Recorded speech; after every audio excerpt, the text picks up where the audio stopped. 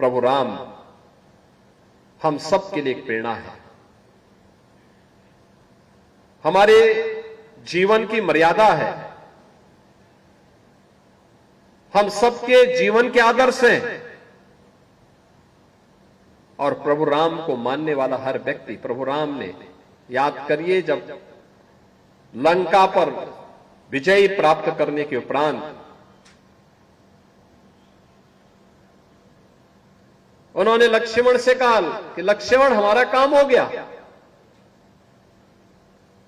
हमने जो संकल्प लिया था निस्सर हीन करहो मही भुज उठाए प्रणकीन, जो हमने चित्रकूट से निकलने के बाद एक संकल्प लिया था कि इस धरती को राक्षस विहीन करेंगे, वह कार्य हो गया है। अब हम वापस अयोध्या चले, क्योंकि अब 14 वर्ष का वनवास का कालखंड समाप्त हो चुका है। हम समय पे चले।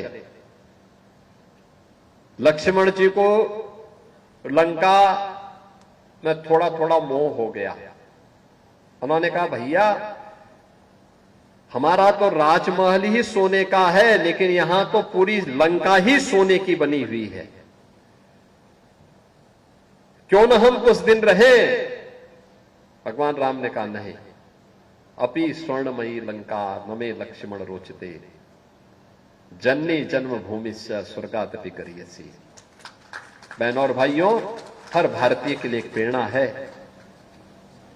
हर भारतीय के लिए, कि लक्ष्मण भले ही यह लंका सोने की क्यों न हो, लेकिन याद रखना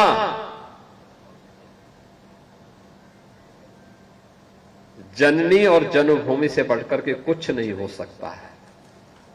यानी जिस मां ने जन्म दिया है और जहां हमने जन्म लिया है, उन दोनों से बढ़कर के कुछ नहीं हो सकता है। और इसलिए हमें लंका के मोह में नहीं पड़ना है।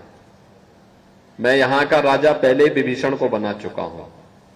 जाओ विभीषण का राज्याभिषेक करो और अयोध्या की तैयारी करो।